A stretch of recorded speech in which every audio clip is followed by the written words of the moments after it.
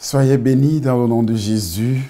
Que la grâce soit sur nous tous, sur vous, ceux qui regardent cette émission et qui ne sont pas prêts à m'insulter, qui sont prêts tout simplement à écouter la parole de Dieu.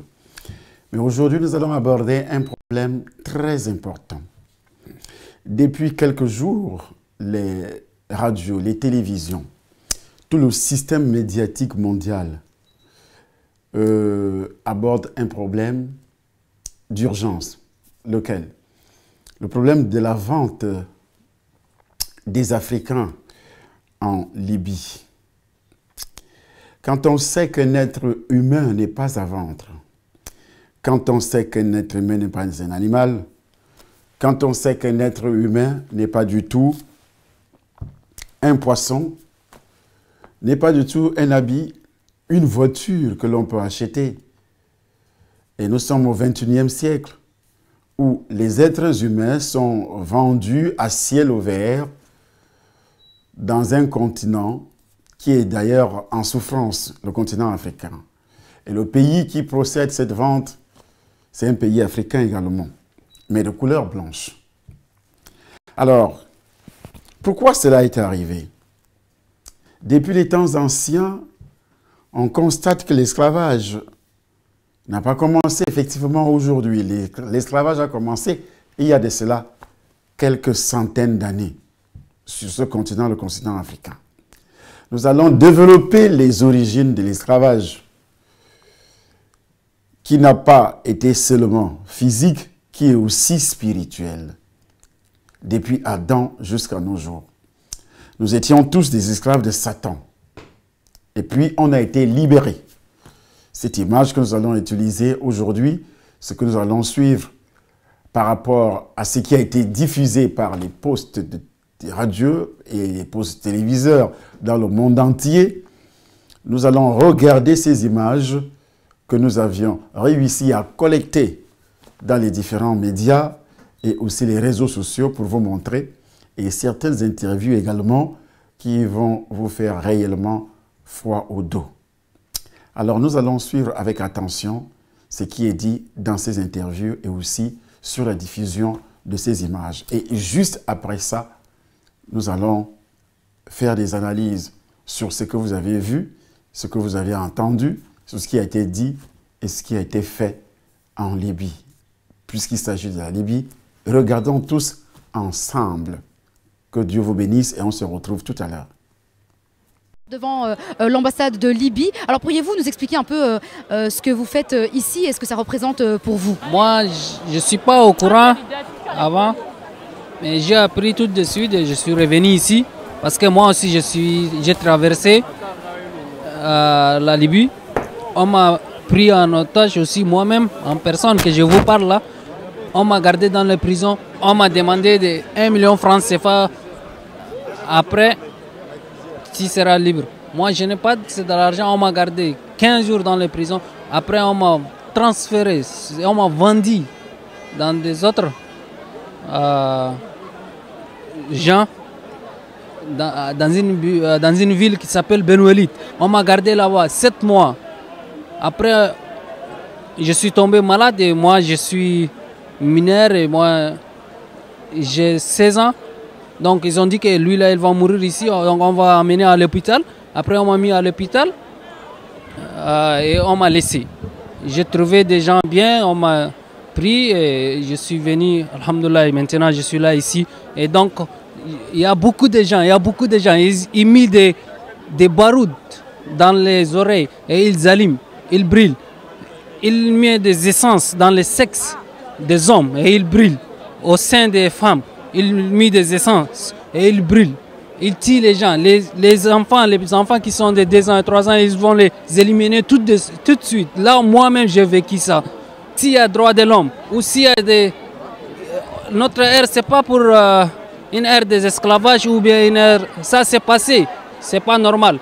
Mais le problème, ça vient des dirigeants africains. C'est eux. Ils sont là, au lieu de nous garder, les enfants des Africains, pour qu'on reste là-bas, ils vont nous... C'est à cause d'eux qui vient tout ça. Mais je demande à la France l'intervention rapide. Ils ont gardé des millions. Nous, on est là dans les prisons. On est au moins Au moins 600. 600 personnes. Oui, 600 personnes dans une prison. On mange qu'une demi-pain par jour avec eau salée, eau qui a des sels. Donc je suis tombé malade. Grâce à Dieu, on m'a amené à l'hôpital et je suis là maintenant ici. Il y a des gens vraiment, si tu as payé, j'ai trouvé un Camerounais. Il a payé l'argent 1 million francs CFA, encore ils ont transféré dans une autre prison. S'ils payent d'ici, encore ils vont transférer dans une autre prison. Et après, ils vont les éliminer. Ça ne finit jamais. Oui. Lorsqu'on m'a arrêté, ils ont mis une arme comme ça. Ils ont dit, avant que tu vas mourir, tu vas payer 1 million francs CFA. On m'a fouillé, on m'a frappé, ils ont tout fait. Vraiment, les femmes enceintes, les petits-enfants, ils les tirent sur les champs. Ils ne prennent pas du temps avec les petits-enfants. On nous dit au noir, c'est des dollars. Ils appellent comme ça. Il y a $1. Il y a $1. Il y a des dollars. J'ai combien de têtes de dollars? Vraiment. Merci beaucoup. L'Organisation mondiale pour l'immigration dénonce l'existence de marchés aux esclaves en Libye et notamment dans le sud-ouest du pays. Des migrants subsahariens rescapés témoignent que ces marchés aux esclaves sont tenus par des Libyens avec l'aide de ressortissants ghanéens et nigérians. Le chef de mission pour la Libye de l'Organisation mondiale pour l'immigration explique que les marchés se tiennent à ciel ouvert et qu'on peut y acheter des esclaves pour quelques centaines d'euros. En allant sur ce marché, vous pouvez acheter pour 200 à 500 euros un migrant qui vous aidera chaque jour dans votre travail. Une fois acheté, cette personne vous est remise et elle passe sous votre responsabilité. Beaucoup s'enfuient, beaucoup sont maintenus attachés, alors que d'autres sont prisonniers dans l'espace où chaque jour ils sont forcés de travailler. Les témoignages recueillis par les Nations Unies font également état de femmes vendues comme esclaves sexuelles. D'autres témoignages racontent qu'une fois vendus, les migrants sont victimes de tortures et font l'objet de demandes de rançon auprès de leurs proches.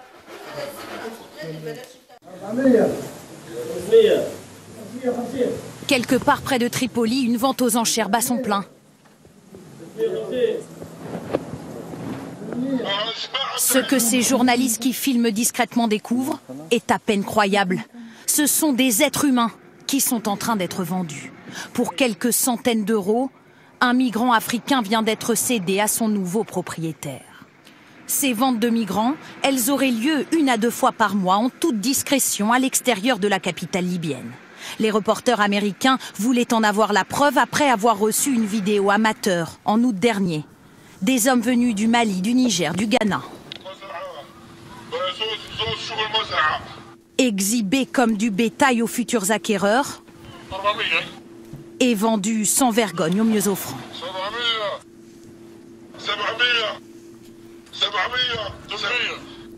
Objets de tous les trafics par les passeurs, ces migrants africains qui rêvent d'Europe finissent bien souvent entassés dans ces camps de détention sordides.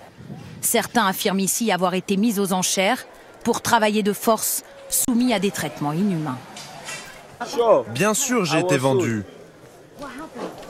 Sur la route pour venir ici, ils m'ont vendu. Si vous regardez la plupart des gens, ils ont été battus, mutilés. Parfois, ils introduisaient même en nous des objets tranchants. Pendant qu'on était en train de travailler, eux, ils nous battaient. Ils nous maltraitaient tout le temps. Comme ça.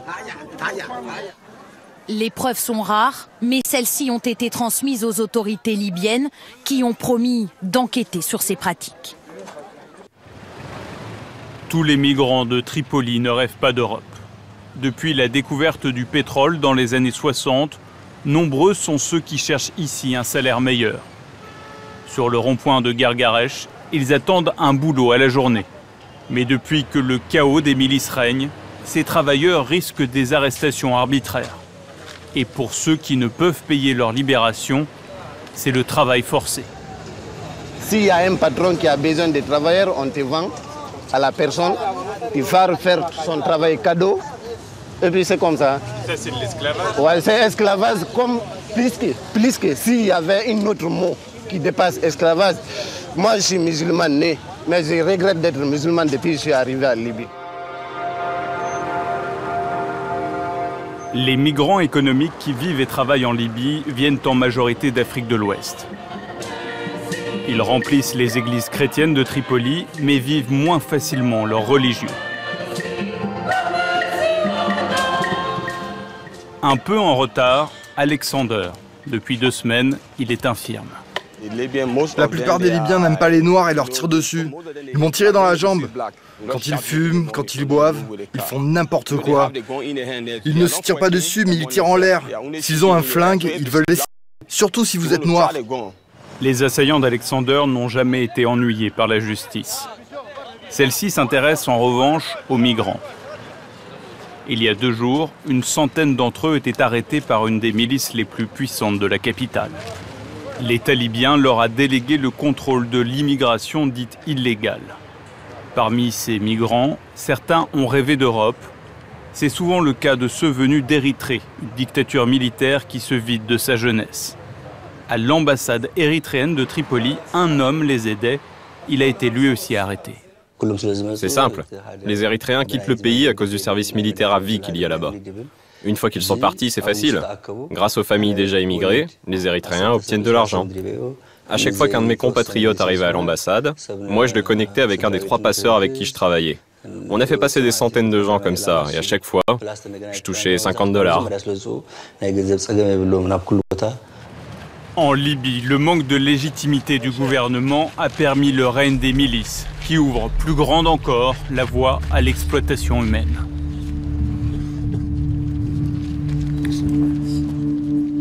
Fais-moi signe. Que la grâce de Dieu soit sur vous. Après avoir visionné cette vidéo, les 2 vidéos, il y avait l'interview, il y avait aussi ces images qui viennent de certaines chaînes de télévision européennes comme Euronews, comme les autres chaînes aussi. On a pu sélectionner ces images pour vous et pour nous. Comment cela a commencé? Nous lisons dans les reportages et aussi les recherches des autres personnes, nous comprenons que l'esclavage existe en Afrique depuis des centaines d'années. Et nous avons plusieurs formes d'esclavage avant l'arrivée des Européens, dont les colonisateurs, dont l'esclavage existait déjà. Des prisonniers, comme on l'entend de temps en temps, l'esclavage existait en Afrique avant l'arrivée des Européens. Mais il existait sous différentes formes. Certains pays du continent avaient effectivement leur propre système d'esclavage. Et des personnes pouvaient être réduites en esclavage, en esclaves, après avoir commis un crime, par exemple, ou bien pour rembourser une dette ou en étant prisonnier de guerre. Ça veut dire 3 formes d'esclavage, parce que tu as commis un crime, ou bien tu n'as pas d'argent pour rembourser une dette. Ce n'est pas seulement l'argent, ça peut être les denrées alimentaires et autres. Et aussi, tu es prisonnier de guerre. On te réduit en esclavage. Mais ces formes d'esclavage étaient bien différentes de celles qui furent instaurées plus tard. La plupart des personnes réduites à l'esclavage étaient donc des prisonniers de guerre. Dans certains royaumes, quelque temps en esclavage servait de punition pour certains crimes. Dans certains cas, la personne réduite à l'esclavage pouvait travailler pour acheter leur liberté. Il y avait aussi des enfants des personnes réduites à l'esclavage devenaient effectivement automatiquement esclaves dans certains royaumes. Mais dans d'autres royaumes, les enfants étaient aussi libres.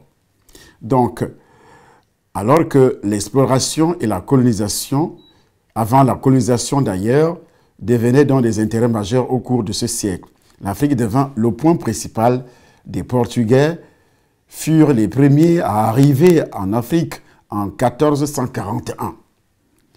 Mais les Africains commençaient avec les musulmans bien avant qu'aucun Européen n'atteignît donc le continent africain. Depuis le début, des liens entre l'Europe et l'Afrique étaient économiques. Elles échangeaient des biens comme des bijoux, des cuivres, des laitons, contre des produits comme des épices, des vêtements, des perles et aussi des esclaves, dans le cadre du réseau sur le continent africain. Donc, nos chefs traditionnels vendaient leurs propres enfants aux Européens, bien sûr, pour un échange quelconque, c'est-à-dire pour avoir du sel, on prend un être humain, on donne. Donc, l'Africain a été traître depuis longtemps. Comme ça continue à se manifester aujourd'hui, que nous sommes des traîtres. On se trahit facilement, nous vendons nos frères facilement, nous tuons nos frères facilement.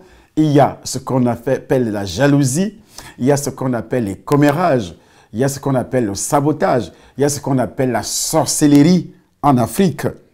Donc, l'esclavage domestique était courant en Afrique et ça continue jusqu'à présent. Cet esclavage domestique qui existe jusqu'à aujourd'hui, il n'y a personne qui peut le nier. Et nous avons aussi, on pouvait vendre et acheter des esclaves, des hommes. Cela étant, cet esclavage en Afrique était bien différent de la forme d'esclavage instaurée par les Européens. L'esclavage n'était alors pas basé sur une idéologie raciste. C'était un moyen de trouver des ressources pour répondre à des besoins économiques. Comment savoir alors que ce que l'Afrique voyait comme de l'économie pure serait détourné en un chapitre synonyme d'horreur et d'oppression? Auparavant, quand les Européens venaient, ils achetaient les êtres humains. Et c'était la seule denrée que les Africains, c'est-à-dire les chefs traditionnels et d'autres complices, pouvaient vendre aux Africains à l'époque, aux Européens, parce que les Européens avaient des plantations, avaient leurs usines. Ils étaient déjà développés avec une industrie. Au lieu que les Africains, les chefs traditionnels et autres, parce qu'il n'y avait pas d'État à l'époque, donc les chefs traditionnels, au lieu de demander aux Européens de venir avec leur technologie, d'installer des usines, ou bien de faire des plantations de canne à sucre et installer des usines pour transformer cette canne à sucre. Et ils préféraient donc prendre leurs fils et leurs filles et les vendre aux Européens. Ceci avant le système de la colonisation. Donc, quand nous touchons le point de la colonisation ou bien de ce qui se passe aujourd'hui en Afrique, pourquoi l'Afrique est devenue de plus en plus pauvre? Le système n'a pas changé. Il a tout simplement pris une autre forme. Il a pris une autre forme, pourquoi? Parce que les Africains n'ont pas ce que nous appelons dans la Bible, bien sûr, la connaissance. La parole de Dieu dit, le peuple périt faute de connaissance. Nous disons tous les jours, nous crions sur les toits tous les jours que notre continent est riche. Mais notre continent est le continent le plus pauvre parce que dans ce continent, il n'y a pas la connaissance. Et si connaissance a existé, cette connaissance, il y a une autre forme d'esclavage comme ce qu'on appelle aujourd'hui le taux visa. Ils sont en train de vider l'Afrique, vider toutes les têtes pensantes, toutes les têtes qui peuvent faire des recherches. Si tu as un bac, on t'accorde l'auto-visa et puis tu vas travailler aux États-Unis. C'est un autre système d'esclavage moderne qui s'est installé. Pourquoi vous criez sur ce que vous voyez en Libye? Mais cela se passe sous une autre forme également, sous vos yeux. Et nous allons voir pourquoi cela se déroule sous nos yeux et nous ne comprenons pas et nous ne voyons pas. Pourquoi? Parce que nous n'avons pas la connaissance. Nous avons une pauvreté intellectuelle. Nous sommes intellectuels, des intellectuels, mais nous avons une pauvreté intellectuelle, nous avons une pauvreté mentale qui ne nous permet pas de réfléchir pour pouvoir éradiquer ce qu'on appelle l'esclavage. Il y a donc ce qu'on appelle l'esclavage moderne, où nous sommes des esclaves des autres. Pourquoi? Parce que nous n'avons pas la technologie. On dit, dans le jargon du peuple, nous sommes riches. Oui, nous sommes riches. Ok. Le sous-sol camerounais regorge de ce que vous appelez le pétrole, les gisements de gaz. Nous avons des forêts avec des troncs d'arbres on ne peut même pas évaluer le diamètre d'un tronc d'arbre. Il y a des troncs d'arbres où une seule tronçonneuse d'une lame de 120 cm ne peut pas couper. Nous avons aussi toutes les matières premières que l'on utilise généralement dans l'industrie pour fabriquer les téléphones, comme au Congo démocratique, pour fabriquer les ordinateurs et tout ce que nous utilisons. Les matières premières proviennent de l'Afrique. Là, l'Afrique est riche. Mais la pauvreté de l'Afrique commence dans ce que nous appelons le manque de connaissances. Parce que nous n'avons pas d'industrie qui peuvent transformer ce que nous cultivons, qui peuvent transformer ce qui est dans notre sous-sol. Il y a quelques systèmes de raffinage du pétrole. Mais par rapport à ce qui est exporté, rien à voir avec ce qui est exporté. C'est une petite quantité, 1% de la production qui est raffinée localement. Je dis bien 1% au niveau du pétrole. Le goudron, ce sont les dérivés du pétrole. Dans le pétrole, il y a les tissus que vous ne comprenez, que vous n'avez pas. Il y a tout ce que vous pouvez utiliser dans la société, dans le pétrole, le même pétrole que vous voyez. Mais n'ayant pas d'industrie, il est inadmissible, impensable, incroyable. Je ne sais pas quel pays africain qui a donc une industrie qui peut permettre à ce pays de sortir de la pauvreté. De sortir de ce que nous appelons cette dépendance économique qui est une forme d'esclavage. Nous maîtrisons la langue, par exemple, la langue étrangère, la langue de Molière, la langue, le français et l'anglais. Mais la Chine ne s'est pas développée avec le français ni l'anglais. La Chine s'est développée avec sa propre langue. Voilà un autre esclavage, parce que je suis camerounais, mais je suis obligé de m'adresser à vous, camerounais, en français. C'est un autre esclavage. Je peux apprendre le français d'une manière libérale pour communiquer avec les Français, pour communiquer avec tous les pays qui ont en commun la langue française. Je peux aussi parler l'anglais pour communiquer avec les Anglais et les autres. Comme les Chinois le font. Les Chinois parlent anglais, ils parlent français. Mais ce n'est pas leur langue nationale. Ils ne sont donc pas esclaves de qui que ce soit parce que les Chinois ont d'abord leur propre monnaie et en même temps, les Chinois parlent leur langue et un Chinois mange chinois. Ça ne veut pas dire qu'il mange la chair humaine, mais il mange ce que la Chine produit. Mais qu'est-ce que nous mangeons? Qu'est-ce que nous portons sur le corps? Nous portons ce qui vient de l'extérieur. Je dis bien ce qui n'est pas produit chez nous. Et ce qui n'est pas produit chez nous, ce qui est produit chez nous, c'est la friperie. C'est-à-dire importer la friperie, importer des tissus qui pouvaient être tissés localement avec notre coton que nous cultivons.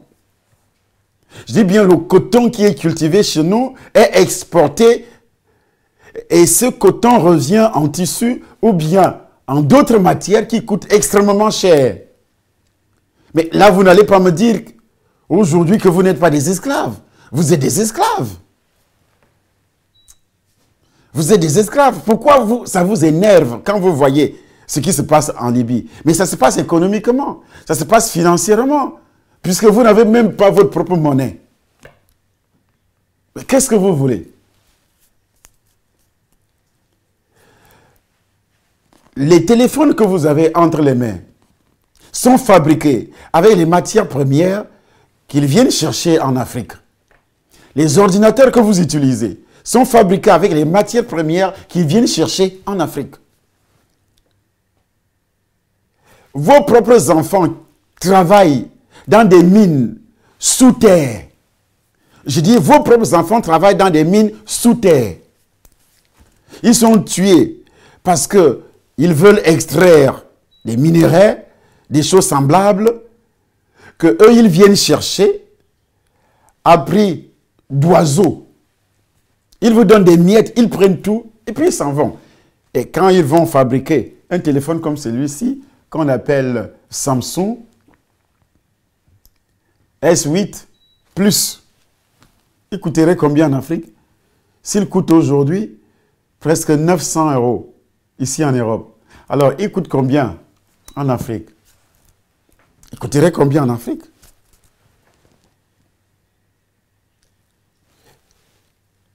Et en Afrique, ce n'est donc pas l'original qui est vendu. C'est ce qui est fabriqué en Chine. Deuxième main. Ça veut dire que nous sommes des esclaves. Dans un autre cadre qu'on appelle le cadre politique, il n'y a pas de décideur. Qui peut décider pour l'avenir de l'Afrique? Il va sauter des mains. Qui va décider qu'aujourd'hui, je fais ça? Nous avons le cas de Gbagbo. Et nous avons aussi le cas de l'homme qu'on appelle Kadhafi qui a été tué. Et c'est pourquoi la Libye a autant de problèmes. Parce que Kadhafi a été tué à cause des idées qu'il avait. Et il a été livré par qui? Par ses propres frères présidents. Par ses propres frères présidents. Qui étaient des complices. Pour que Kadhafi soit tué, l'Africain doit toujours trahir son frère. Pour que lui reste au pouvoir, ou bien pour que ce dernier puisse prendre le pouvoir, il doit d'abord trahir son père, avec des miettes. De quoi ça vous énerve? Comme si vous ignorez ce qui se passe. Pourquoi ce qui est en Libye aujourd'hui vous énerve? C'est pas ça qui est véritablement grave. Mais il y a une autre gravité. Pourquoi ces gens qui sont vendus en Libye, pourquoi ces gens partent de leur pays? On doit donc chercher à comprendre pourquoi ils quittent leur pays.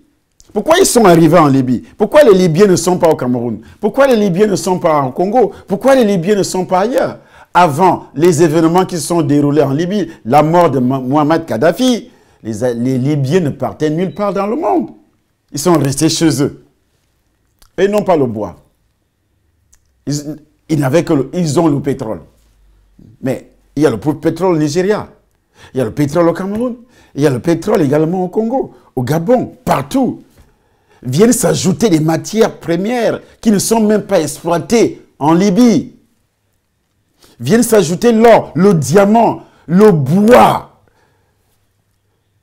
l'or vert, qu'on appelle le bois. Ça se trouve chez nous, en Afrique centrale. Les forêts du Congo, le bassin du Congo. Jusqu'au niveau du Cameroun, tout le sud du Cameroun est vert.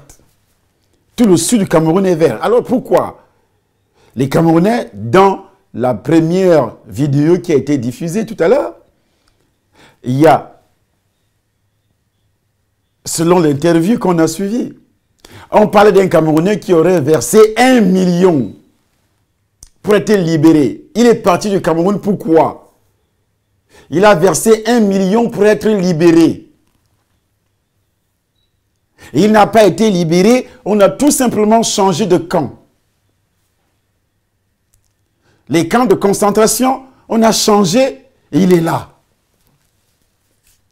Mais pourquoi cette hypocrisie? Vous savez ce qui se passe. Le fer qui est extrait dans le sous-sol africain, c'est ce fer-là que les autres utilisent pour fabriquer des voitures. Et quand les voitures reviennent en congelé, comme on appelle ça au Cameroun, seconde main toujours, en congelé, ce qu'on a déjà utilisé, parce que nous sommes pauvres, on ne peut même pas rouler avec une voiture neuve. Ça revient en congelé, ça a déjà roulé peut-être 10 ans, 15 ans, 20. Et puis quand ça arrive en Afrique, on applaudit, on arrose, en déversant des litres de vin rouge. Ce qui est beaucoup plus fabriqué chez nous, c'est l'alcool. Voilà les industries qui prospèrent chez nous pour nous rendre bêtes, fous, inconscients, insouciants. On boit, on consomme, on boit, on boit, on boit. Voilà les industries qui sont installées sur le sous-sol africain, sur le sol africain. Quelle autre industrie? La Chine est devenue l'atelier du monde. Pourquoi la Chine est devenue l'atelier du monde? Ils venaient ici, et ce ne sont pas les Blancs qui ont commencé à installer les usines là-bas. Ils prenaient ce qui était fabriqué à l'extérieur, ils cherchaient à développer à l'intérieur. Et quand ils ont réussi, ils sont restés fermés. Aujourd'hui, nous courons, nous sommes devenus les esclaves des Chinois. Regardez les vidéos qui nous arrivent de Chine. Comment les Africains sont maltraités en Chine par les Chinois qui mangent l'or, le diamant, le pétrole. Les forêts africaines sont exploitées par les Chinois aujourd'hui. Mais on maltraite les Africains parce qu'ils sont pauvres chez eux. On maltraite les Africains en Chine. Nous ne sommes pas maltraités où? Pourquoi c'est seulement la Libye qui vous énerve? Ça, c'est de l'hypocrisie. Et pourquoi on doit quitter notre continent, entre guillemets, riche?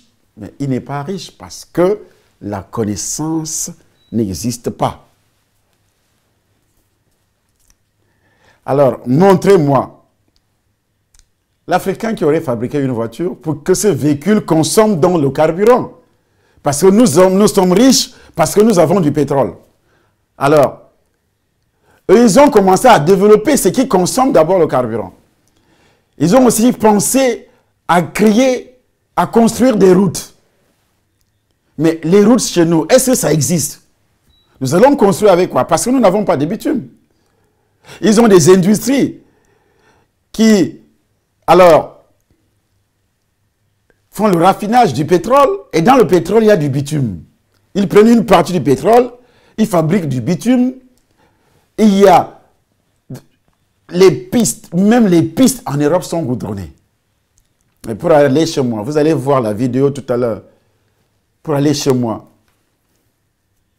20 km qui nous séparent du goudron. Il faut avoir un véhicule 4x4. Ça n'existe nulle part ici en France. Nulle part. Et nous sommes à 70 km seulement de Yaoundé. Mais entre mon village et la capitale, il y a au moins 50 km qui sont goudronnés. Et les 20? Et les 20? Mais il y a tout dans ce village qui ne fabrique absolument rien. Dans la capitale, quelles sont les usines que nous avons? Ce sont les usines de montage. Si on dit usine, oui, il y a tel qui a une usine, ce sont des usines de montage. Le montage, là, ce n'est pas une fabrication. Ce n'est pas une fabrication. À part l'alcool qu'on fabrique là, la bière, vin rouge, et ainsi de suite. Voilà ce qu'on va chercher à l'étranger. On installe pour abrutir, pour détruire la conscience des Africains. On nous autorise donc, avec la permission de ceux qui nous gouvernent, on autorise donc fabriquer l'alcool, buvez. Et pendant ce temps, ils prennent les matières premières et ils vont fabriquer. On n'essaye pas de réfléchir, de comprendre ce qui se passe chez nous. On dit tout simplement, oui, oui, la Libye a fait quoi? Mais c'est ton propre frère qui est responsable de ce qui se passe aujourd'hui. Pourquoi? Ils sont partis de chez eux. Alors, quand les Blancs arrivent, ils ont la technologie. Il y a des gens qui me disent, oui, oui, la France est pauvre, non pas de pétrole, non pas de ci, non pas cela. Ils exploitent tout simplement. Mais c'est normal. Ils ont la connaissance. Je prends l'exemple de mon livre de témoignages. J'avais écrit un livre il y a de cela 25 ans. Va raconter ce que j'ai fait pour toi. Et puis, je suis au Cameroun. Il y a une édition en France, Parole de vie, qui doit éditer ce livre. J'ai envoyé le manuscrit. Ils ont lu. Ils ont accepté d'éditer. Moi qui n'avais pas de moyens pour éditer le livre, pour imprimer le livre, alors, le contrat a été signé. Monsieur Essomba, nous allons te donner 10% de la vente des livres et nous allons prendre 90%. Alors, si les éditions Parole de vie dépensaient 1 euro pour la fabrication du livre, si le livre était vendu à 10 euros, je prends un exemple, si le livre était vendu à 10 euros, il mettait 1 euro pour moi par livre. Il dépensait 1,50 € pour la fabrication du livre. Il restait avec combien d'euros? Soit il restait avec 7,50 € comme bénéfice. Alors, qui gagnait beaucoup plus? C'est eux. Ce n'était pas moi. J'ai pris l'exemple. Nous avons le pétrole, nous avons le bois, nous avons tout ce que vous pouvez imaginer. Alors, ces gens qui viennent exploiter et qui amènent, ils nous donnent combien? Peut-être 10%.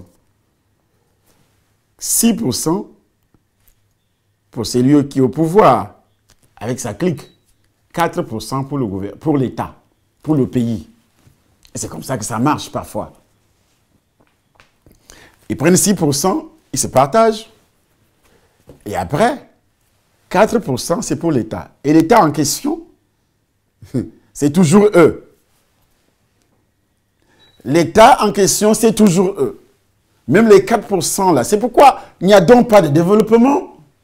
Pourquoi vous voulez crier, accuser les autres? Ils font ceci, ils font cela. Mais pourquoi vous n'amenez pas la technologie? Tout Africain qui sait lire et écrire, qui parle bien français ou l'anglais, il se dit intellectuel. Votre intellectualisme, c'est à quel niveau? Il n'y a pas d'industrie, il n'y a rien. Je dis bien rien. On n'a que ce qu'on appelle importateurs, qui importent donc les produits de contrefaçon en Chine, en Asie, et d'autres produits, 1% en Europe. Mais 99%, c'est la contrefaçon qui nous arrive de la Chine, qui nous arrive de l'Inde et des autres pays comme Taïwan. Donc nous, on devient toujours des esclaves. Parce que nos ancêtres aussi ont vendu. Ils ne produisaient pas. Ils ont vendu. Ils ont vendu les denrées alimentaires. Mais ils n'ont pas transformé le manioc sur place. On peut transformer le manioc sur place.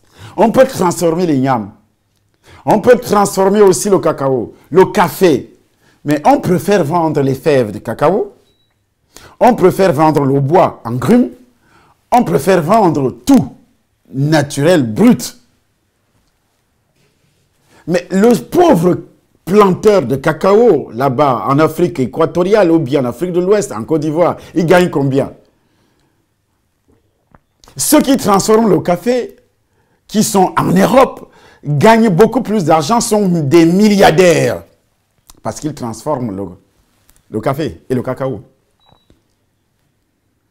Est-ce que la Suisse, qui fabrique du chocolat, a des plantations de cacao quelque part? Non. Mais c'est des milliardaires.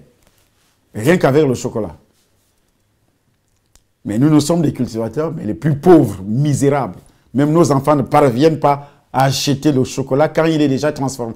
Ces fèves de cacao, quand ils sont déjà transformés en chocolat, alors là, nos enfants n'ont pas le pouvoir d'achat pour acquérir, pour consommer ce chocolat qui a été fabriqué à base des fèves de cacao qui sont parties de l'Afrique. Et puis vous vous dites toujours, nous sommes riches. Vous êtes riches par rapport à quoi? Là, dans la tête, il n'y a rien. Il n'y a rien. On réfléchit à l'envers. À l'envers. Et puis on passe au temps, le peuple qui passe au temps à se critiquer sur les réseaux sociaux, c'est les Africains. Qu'ils soient pasteurs entre eux, qu'ils soient enfants de Dieu entre eux, qu'ils soient païens encore, c'est grave. La connaissance que nous avons, c'est faire du mal à l'autre. La sorcellerie. Seule connaissance que nous avons, c'est la jalousie. Pendant que le blanc est derrière sa machine pour faire des recherches, comment fabriquer, comment développer son pays, pour comment développer telle ou telle branche d'activité. Mais nous, on fait des recherches, comment faire pour saboter Somba. Pour aller chercher sur Internet, qu'est-ce qu'on a dit sur Charlie Somba? Charlie Somba, nos journalistes, c'est CNN. Une femme qui va en Libye pour aller chercher.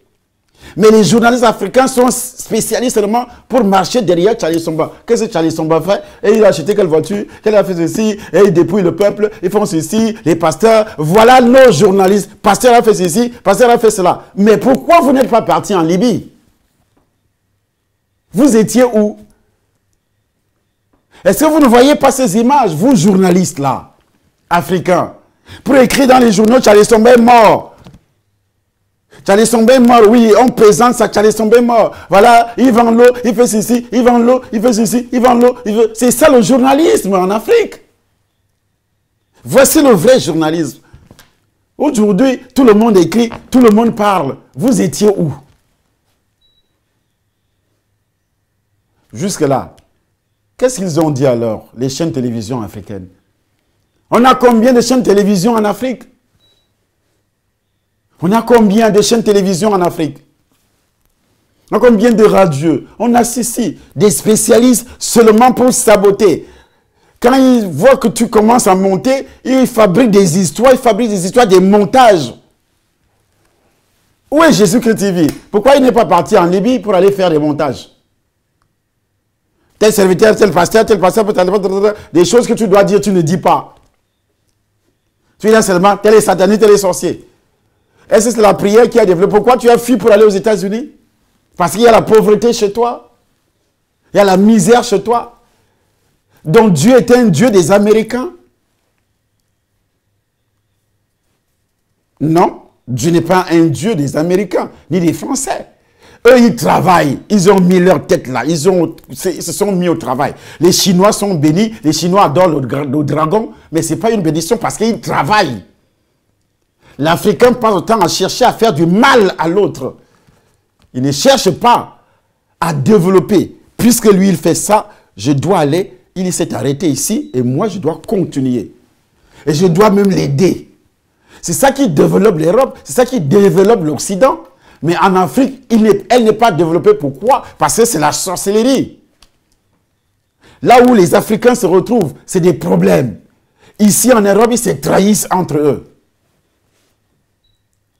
L'Africain parle mal de son frère devant un blanc pour se faire voir que c'est lui qui est meilleur. Lui là, c'est un escroc. Lui là, c'est ceci. Pour obtenir des miettes, tu dois d'abord saboter ton frère.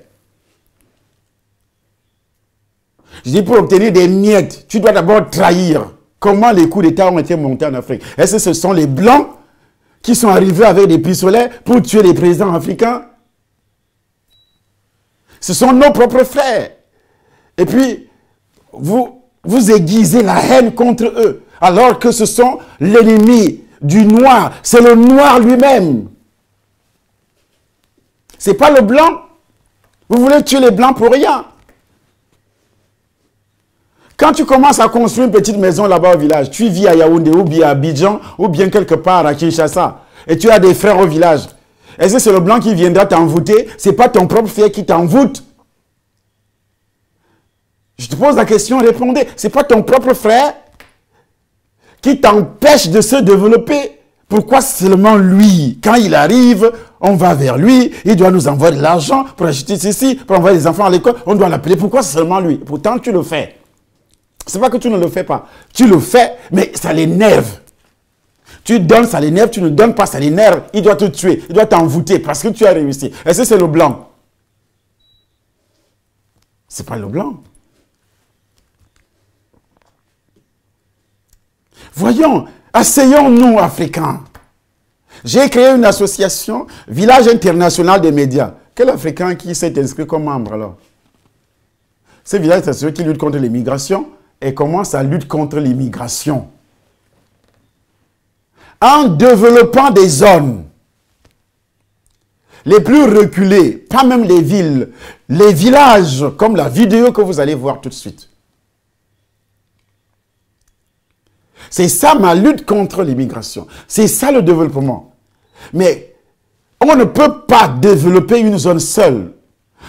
Même Dieu n'a pas créé le monde seul. Hein. Il a dit, créons, créons, créons. Qui? Il s'est manifesté toujours en 3 personnes. Le Père, le Fils et le Saint-Esprit. La parole, c'est le Fils. Le Saint-Esprit. Créons l'homme. Quand il dit créons, il s'adressait à qui? Aux anges aussi. Créons l'homme à notre image. Même lui n'a pas travaillé seul. Mais l'Africain veut travailler seul, veut manger seul, veut faire tout seul. Quand ils sont ensemble, il faut entendre des histoires qu'ils fabriquent. Comment ils s'insultent entre eux. Comment ils se critiquent. Ils sont ici en Europe. Toujours des divisions. Division. Moi, je ne veux pas aller là-bas. Il va me vendre. Il va me faire ceci. Il va me faire cela. Il va me vendre. Il va me faire ceci. Il va me faire cela. Il m'a insulté. Il m'a critiqué. Des bagarres sur Facebook. On s'insulte sur Facebook. Et les Blancs. Comment les Blancs, les Occidentaux vont vous respecter, vous, Africains? Comment les autres vont vous... Ces Arabes-là, vous les avez déjà vus en train de faire des bêtises comme ça? Mais vous faites tout sur Internet. Internet est devenu le nouveau village. La nouvelle famille est une famille qui se déchire sur les réseaux sociaux. Quelqu'un fabrique des images, il met sur les réseaux sociaux pour salir. C'est la vraie sorcellerie aujourd'hui au milieu des Africains. La vraie sorcellerie, le combat, des divisions.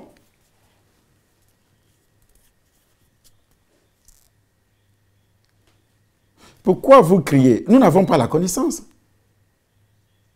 C'est pourquoi c'est vidé, toutes les grosses têtes sont parties.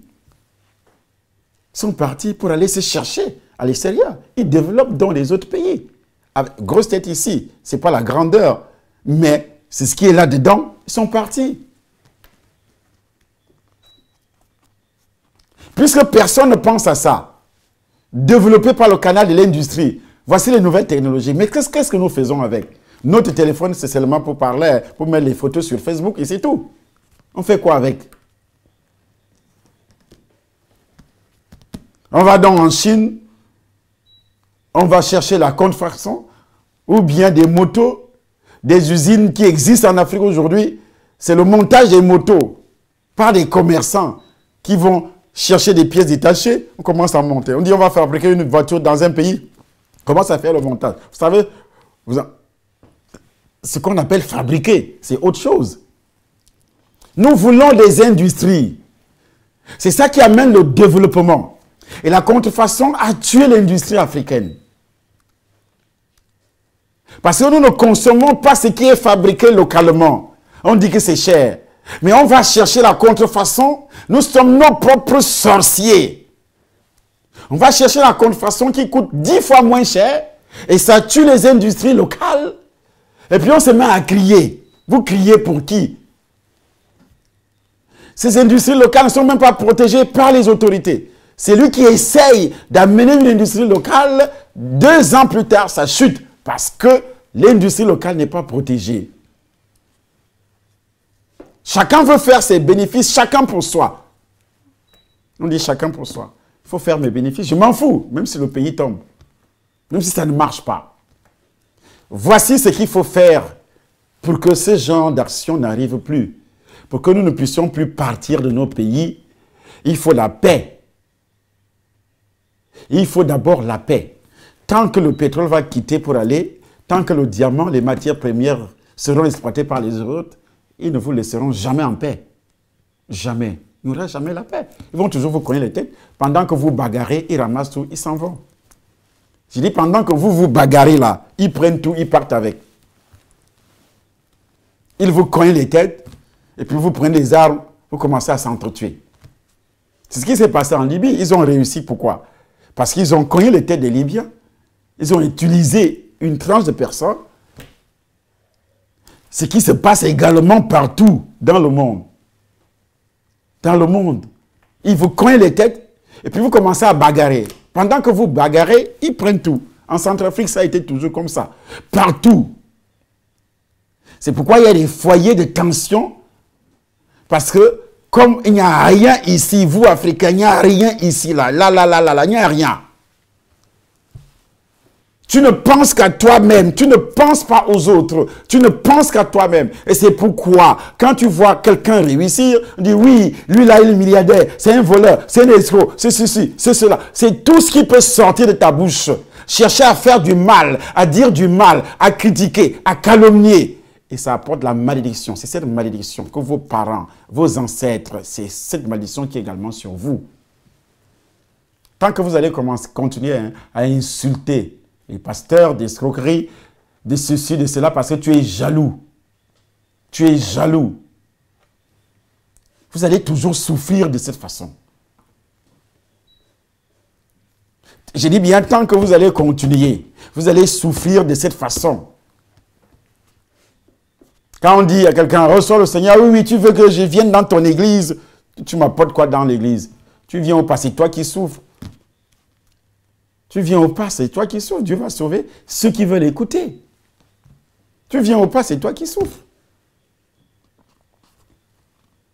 Voici cette vidéo. Ce qu'on doit faire, c'est chercher à développer des coins les plus reculés. De développer nos pays. Nous sommes ici. Chacun est venu partant de son pays. Et tu arrives en Europe, ce n'est pas seulement pour travailler. Pour prendre la technologie qui est ici. Et apprendre comment ils ont fait pour développer leur propre pays. Depuis des siècles aujourd'hui, l'Europe n'a pas commencé. L'Europe a commencé à se développer avant la colonisation, s'il vous plaît. L'Occident a commencé à se développer avant la colonisation. Et quand ils arrivent chez nous, avec les denrées, avec les allumettes, avec les miroirs, ton chef traditionnel regarde son visage comme ça, ce qu'il n'a jamais vu. Il voyait son visage dans une bassine d'eau et aussi dans une calebasse de sang, dans la sorcellerie. Il n'a jamais vu le miroir. Et on donne le miroir, il dit, ah, ça c'est quoi? Il dit, donne 5 esclaves. On attrape des bourreaux là. Il dit, prenez. C'est comme ça que l'Afrique a été vidée. Manque de technologie. Ils ont vidé l'esclavage. Ils ont vidé, ce sont vos frères, vos propres frères qui vous ont vendu. Ils continuent à vous vendre jusqu'à présent. Vous vendez les uns les autres. Et puis vous voulez ouvrir la bouche pour parler, pour dire quoi? Le mal en Afrique se trouve chez les Africains. Ce n'est pas le blanc ni l'Occident qui est quelque chose. Les 10% qu'on vous donne, quand ils viennent exploiter, vous mettez ça où? N'est-ce pas, ça rentre dans les banques ici en Europe, ou bien en Asie, ou bien quelque part dans les paradis fiscaux? Vous faites quoi avec ça? Une seule personne a 300 milliards. 300 milliards, ça fait déjà une autoroute de 300 milliards de francs CFA. Ça fait déjà une autoroute de 250 km. Une autoroute de 250 km. Mais ça n'existe pas chez nous, dans mon propre pays. Mais il y a des milliardaires qui sont en train de fêter des milliards en centaines. Mais il n'y a pas une seule autoroute. Le mal est sur vous. Ce n'est pas l'Occident. Laissez l'Occident tranquille. Laissez l'Occident tranquille. Le mal, c'est sur vous. L'Africain est méchant. Il est méchant de nature. C'est pourquoi il ne veut pas voir son frère se développer. Il veut seulement exploiter, exploiter, exploiter. Maintenir les autres. Même dans la famille, quand tu commences à aider les gens, si tu entends qu'il y a une autre personne qui se développe, qui n'est plus dépendant de toi, ça t'énerve. Ça t'énerve parce que l'Africain n'aime pas, effectivement, que les gens soient dans une indépendance. Ils veulent maintenir les autres dans une dépendance totale. Ils dépendent de moi. Ils dépendent de moi. Ils dépendent de moi. C'est moi qui fais vivre. C'est moi qui donne. C'est moi. Là, tu es content. Voilà, nous allons suivre cette vidéo et on va se retrouver tout à l'heure. Ce que moi j'ai fait dans cette zone, et j'appelle beaucoup tout le monde à se joindre. Nous allons inaugurer le siège de notre association Village International des Médias le 23 décembre, samedi 23 décembre. Tu dois être là, sur cette adresse, au 47 avenue du général Delanne, au 95 330 à Domont. C'est là que se trouve maintenant notre siège qui est absolument en travaux. Mais ça sera inauguré le samedi. À partir, tu es invité, tu as suivi cette vidéo, tu es invité samedi 23 décembre 2017 pour l'inauguration du siège de cette association Village International des Médias. Et nous allons débattre, nous allons parler. Nous allons parler Ce n'est pas seulement la prière qui fait quelque chose. Beaucoup d'Africains pensent que, surtout ceux qui se disent chrétiens, ils ne réfléchissent plus, ils ne travaillent pas. Or, la Bible dit, celui qui ne travaille pas ne va pas manger. Tu penses que c'est parce que tu as beaucoup prié que tu auras la nourriture. Tu as mal compris la parole de Dieu. Nous allons voir beaucoup de points, étudier beaucoup de points ce jour-là. Pourquoi l'Afrique ne décolle pas? Pourquoi l'Afrique ne décolle pas? C'est le siège de notre association. Nous allons suivre cette vidéo et puis on va se retrouver tout à l'heure. Sois béni au nom de Jésus-Christ. Amen. Tantôt sur la terre battue de son village, il parcourt des kilomètres à pied.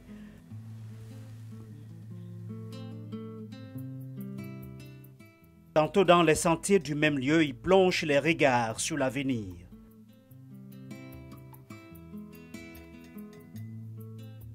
Tantôt aux côtés des populations rurales, avec les autorités administratives du Cameroun. Ou en compagnie des vedettes du football, à l'instar de l'ex-international, l'ambassadeur itinérant Albert Roger Mila, le Camerounais Tchala Essomba nourrit un espoir et mène une lutte. Réduire et endiguer le phénomène de l'immigration clandestine dans les rangs de la jeunesse africaine et camerounaise en particulier.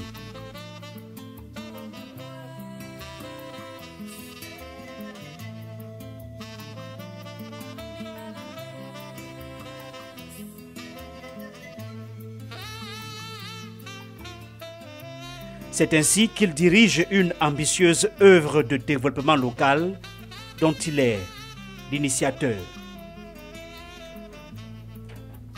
À la place de la forêt, des vieilles cases, le Camerounais Tchala Essomba a en idée d'implanter ceci, le village international des médias.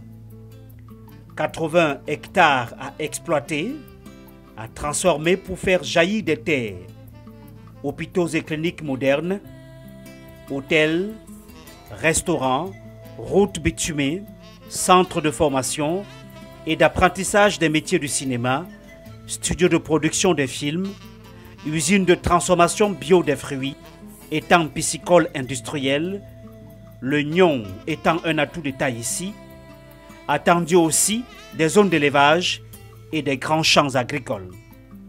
Avec, en filigrane, de milliers d'emplois directs et indirects pour plusieurs jeunes Camerounais d'horizons divers.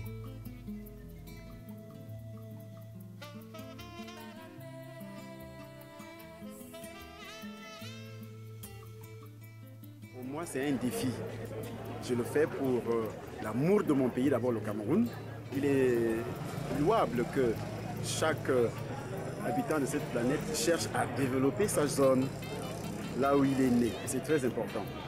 C'est dans cette idée, dans cette optique que je me suis attelé vraiment à développer cette zone en amenant le village du cinéma et d'autres projets qui sont en train de naître dans la région. C'est pour développer cette région.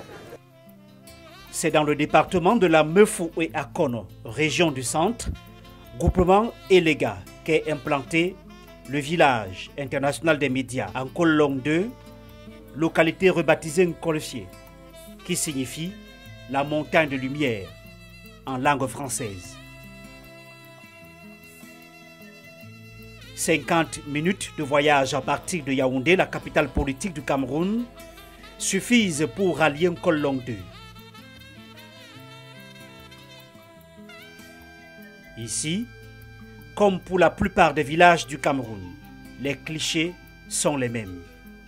Enclavement, manque d'infrastructures routières, pauvreté ambiante, chômage des jeunes qui conduit plus tard à l'exode rural.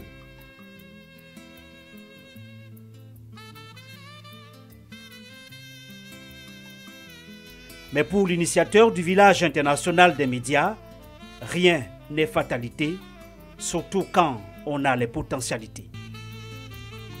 Il croit tenir une solution pérenne à la lutte contre l'immigration clandestine des jeunes. Le village international des médias. Ce que j'attends de vous, la jeunesse, de mener des projets de développement. Oh oui. Qui vous empêchent de se déplacer. J'ai créé une association qui a son siège en France, Village international des médias. Nous luttons contre l'immigration clandestine. Et nous savons tous que partir du village, ça veut dire on n'a rien à faire au village. On arrive à Yaoundé, on n'a rien à faire. Et puis, on prend la route du Nigeria, du Mali, du Niger, du Maroc. On traverse par le canal des embarcations de fortune pour aller en Espagne. Et puis on se noie. Si on n'a pas la chance d'arriver, on va se noyer.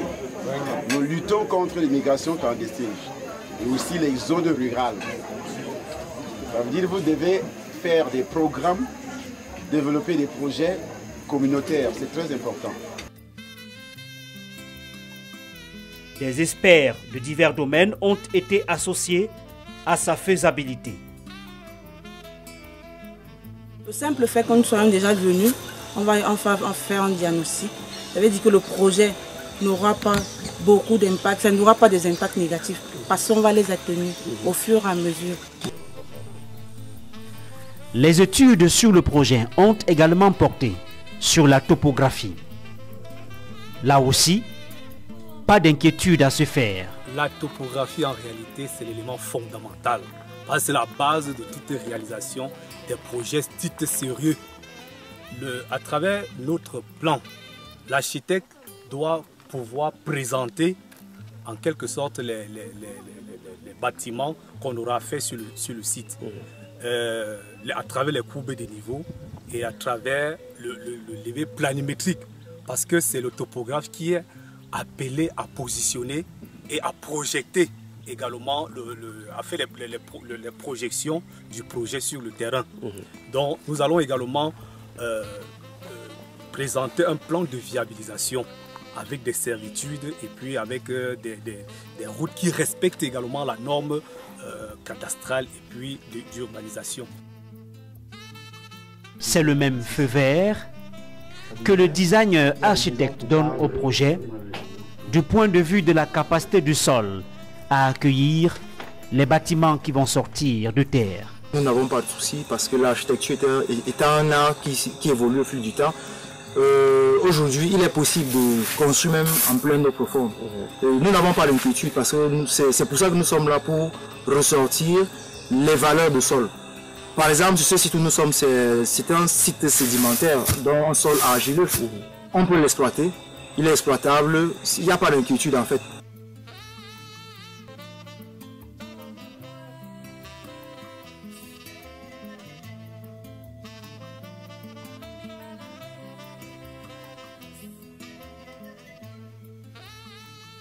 Parmi les premières réalisations d'envergure du village international des médias, mais en attente de financement pour sa livraison et son inauguration, il y a ce bâtiment, dont les travaux ont été effectués par une centaine de jeunes Camerounais. Sur fond propre, aussi, le bâtiment devant abriter la chaîne de télévision satellitaire Canal Ville TV a vu le jour. Sur fond propre également, le Camerounais Tchalaï Somba a fait bénéficier au site du village international des médias l'énergie électrique avec en prime un transformateur et un groupe électrogène automatique en cas de coupure de courant. À coup sûr, des centaines de millions de francs CFA sortis de la poche d'un seul individu. Depuis lors, les échos du village international des médias attirent, comme en août 2012, le village international des médias accueille un hôte de marque. Monsieur le préfet de la Mefou et Akono, soyez le bienvenu en Kololong 2, dans la ville de Kolofié. Soyez bénis.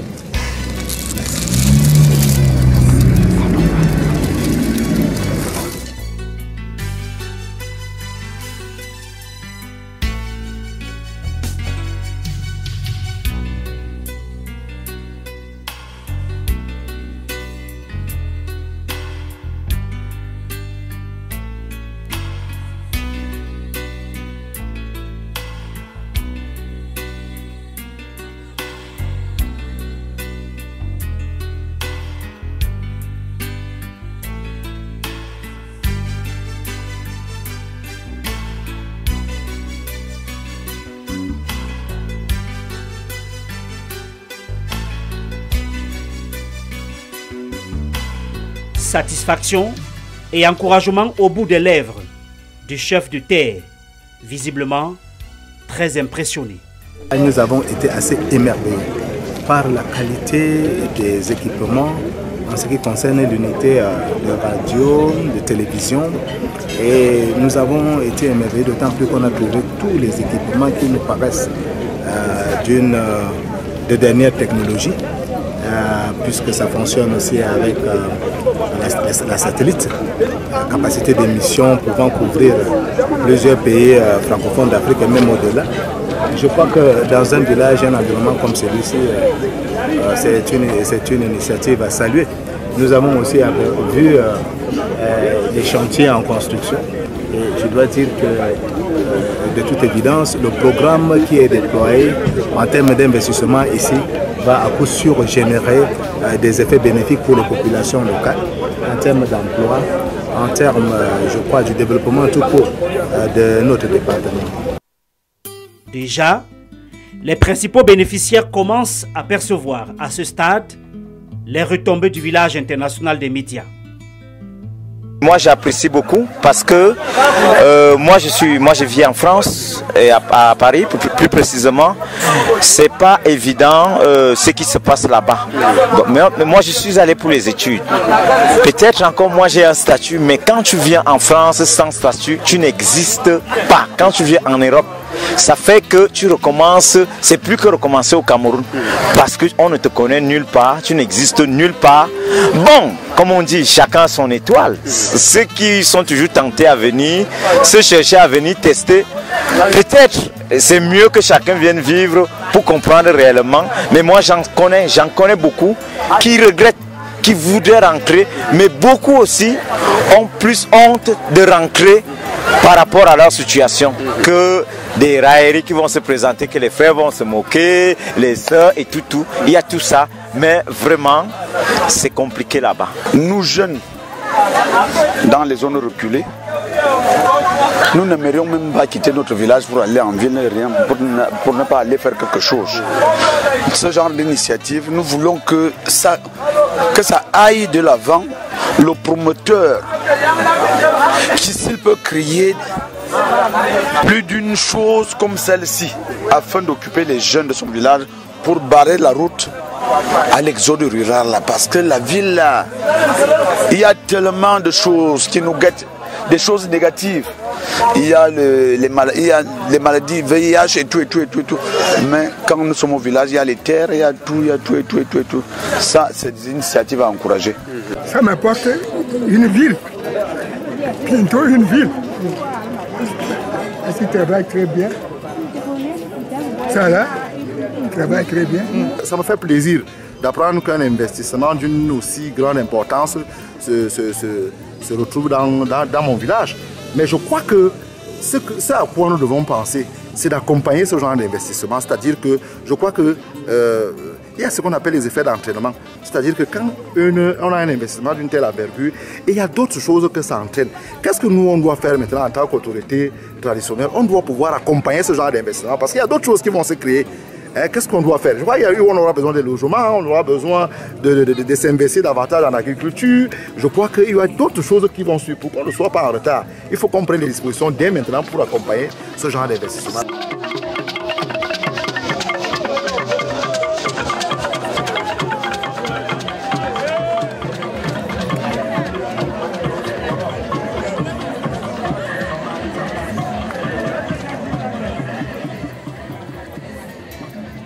L'ex-international camerounais, les potentialités touristiques du site à elles seules constituent un facteur de développement et une plus-value pour l'économie camerounaise autour du village international des médias.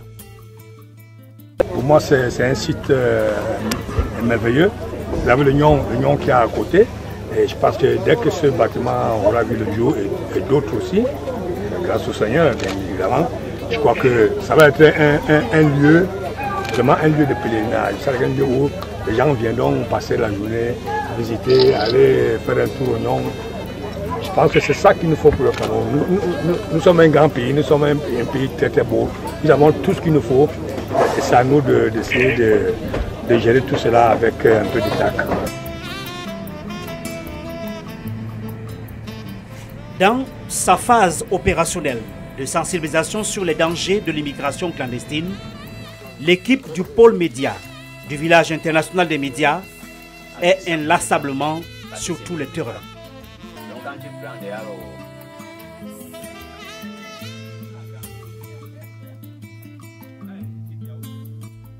En campagne, dans les villes, comme dans les villages, au contact avec des personnes ayant par exemple expérimenté les revers de l'immigration sous une forme comme sous une autre. Si vous partez avec les habits, vous ne portez plus vos habits. Oui, moi je vous dis ce que j'ai vécu. Vous ne portez plus vos habits. On vous achète 2 tenues. Que ces gens qui viennent souvent dire non, on a passé le temps, c'est du mensonge. Il faut leur poser la question que au début, elles ont vécu comment? Qu'est-ce qu'elles font si ce n'est pas la prostitution? Parce que c'est grave au Liban. Quand on me montre la chambre où je devais aller, normalement, comme on m'a dit qu'il devait avoir une chambre, ce n'était pas la chambre. C'était quoi? C'était juste un petit truc qu'on a aménagé, juste où les enfants passent leur temps de jeu. Je suis restée comme ça. À l'immédiat, j'ai commencé à pleurer. À l'immédiat, j'ai commencé à pleurer parce que je me suis dit, avant que je ne découvre d'autres choses, je me suis dit, mais qu'est-ce qui m'arrive? Chez moi, j'ai une chambre, je suis à l'aise, qu'est-ce qui m'arrive?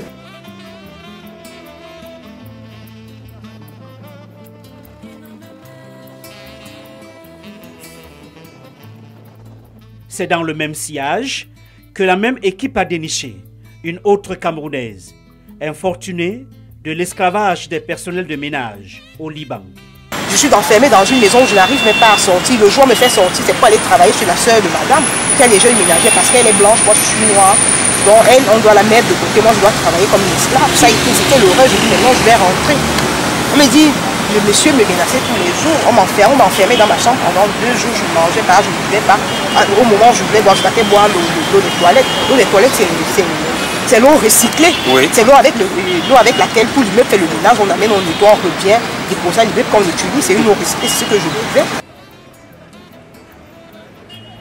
Au quartier Tchinga, à Yaoundé, la capitale du Cameroun, dans cet immeuble, sont logés les locaux de Radio Fréquence Vie, à vue d'œil, avec un matériel acquis maison en Europe et surtout un émetteur puissant qui arrose plus de 3 régions du Cameroun.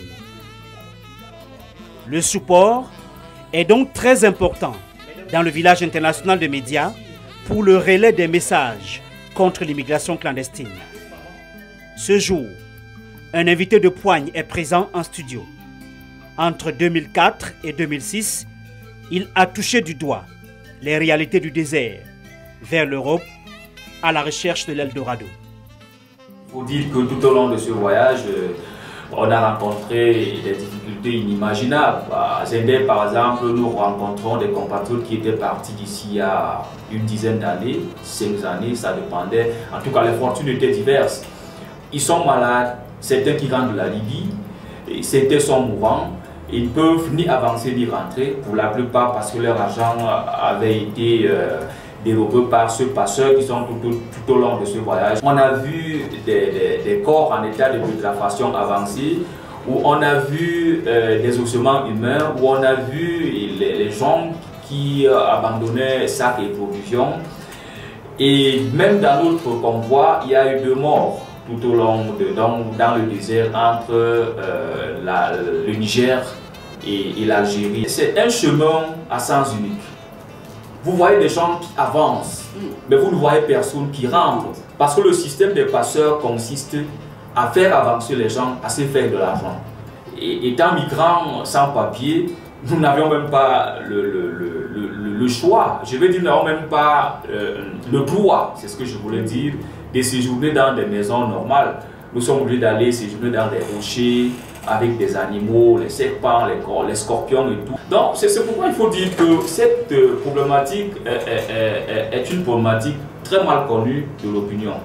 Parce que les gens trouvent que c'est facile, ils pensent qu'aller en Europe, c'est très facile. C'est pour cette raison que moi je pense de mon point de vue que l'illusion dans cette histoire prend pratiquement 60%.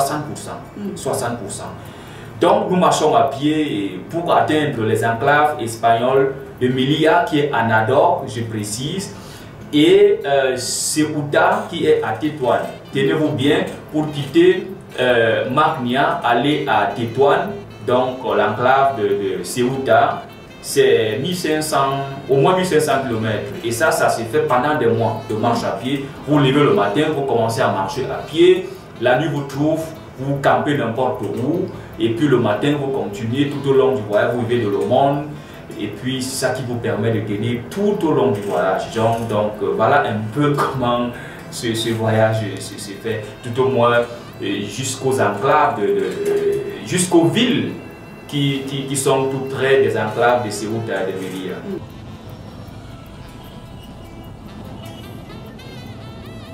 Yaoundé, la capitale politique du Cameroun, avec une population active, mais en réalité, de nombreux jeunes s'y trouvent sans emploi.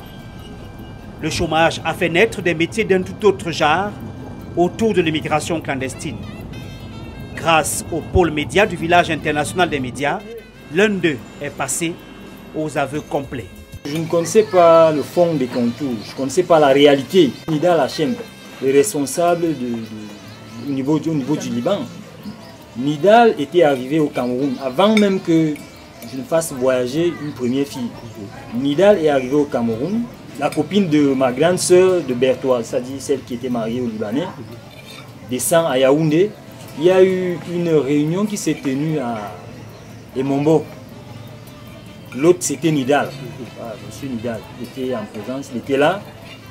On avait fait inviter beaucoup de filles qui voulaient, c'est-à-dire connaître les réalités qui se passaient sur le terrain. Elles étaient libres de poser n'importe quelle question. Monsieur Nidal répondait. Bon, lors de la réunion, Nidal disait que le contrat s'élève à 3 ans. Le contrat, c'est 3 ans. Et le salaire mensuel était environ 200 $. Je ne sais pas combien ça fait en France, c'est peut-être 120 000, 110 000, un truc de ce genre. Et Nidal disait aux filles, le Liban, c'est pas l'enfer. Le Liban, c'est pas l'enfer. Et ce n'est non plus facile. Donc pour moi, en quelque sorte, il a présenté le côté noir du Liban et le bon côté. Mais après les témoignages des filles qui sont rentrées du Liban, moi je pense qu'il a beaucoup plus présenté le bon côté. Il a caché beaucoup de choses qui pouvaient arriver aux filles, une fois au Liban. Le conseil que je peux donner à ceux qui continuent à faire ce travail, le seul conseil que je peux leur donner, c'est d'arrêter ça. C'est pas bon. C'est pas bon. Parce que c'est une manière de continuer à vendre des êtres humains. Je peux appeler ça comme ça. Aller vendre. Pour combien? 50 000 francs, 50 000. Il y en a d'autres qui sont partis là-bas, ils sont morts. Ils ne sont plus jamais rentrés dans leur pays. Alors, tu fais voyager quelqu'un pour 50 000, une personne qui va aller mourir, qui ne va même plus rentrer. Ta conscience, même, je pense, tu ne seras pas tranquille.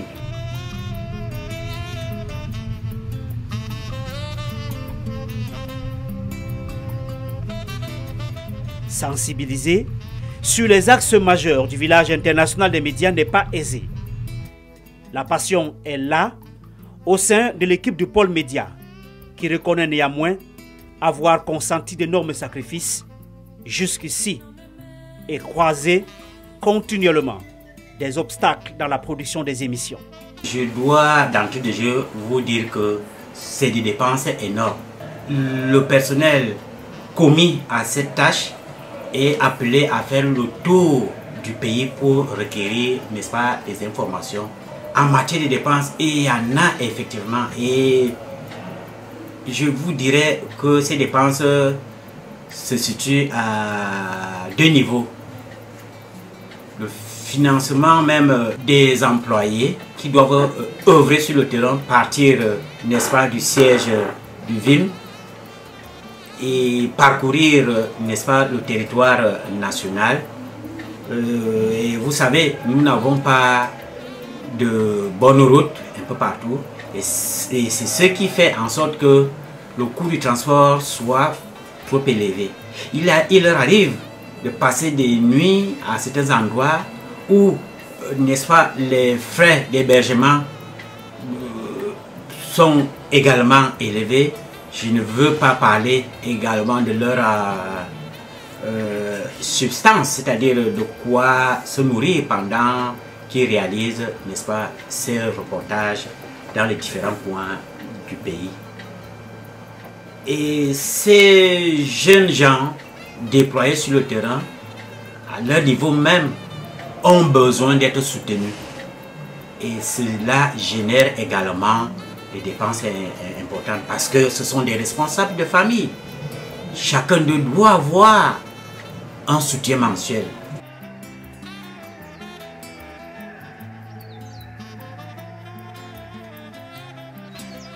Tout le monde reconnaît quand même que l'immigration clandestine est devenue une tragédie. À la vérité, c'est une menace qui n'est pas lointaine du fléau mondial qu'on appelle le sida. Donc partout où nous sommes allés, que ce soit dans les zones urbaines, que ce soit dans les zones rurales, les uns et les autres sont conscients de ce que c'est un combat noble que nous sommes en train de mener. Quand on descend sur le terrain, parfois beaucoup de choses ne sont pas faites au niveau local pour pouvoir empêcher les jeunes de pouvoir immigrer. Pourquoi? Parce que le credo du président fondateur de l'association, c'est quoi? C'est que c'est l'exode rural qui est en fait la porte d'entrée à l'immigration clandestine. Et lors des différents reportages que nous faisons sur le terrain, il apparaît clairement que dans nos villages, dans les coins reculés, dans l'arrière de nos pays, il n'y a pas beaucoup d'investissements qui tentent à maintenir ces jeunes là-bas. Ce qui fait qu'on n'est toujours pas la bienvenue aux yeux des autorités parce que finalement, on met à nu le manque criard des investissements. Pour eux, c'est souvent pas une bonne presse qu'on dise que dans les localités d'administration, il y a un manque par exemple d'infrastructures comme les routes, il n'y a pas d'hôpitaux, il n'y a pas par exemple de quoi distraire les jeunes. Comme je le disais, les populations, quant à elles, sont vraiment ouvertes. Quoique, parfois, et ça c'est la vérité des reportages, pour pouvoir faire parler ces populations locales, il faut parfois donner de l'argent. Je parlais tout à l'heure des difficultés auxquelles on est confronté.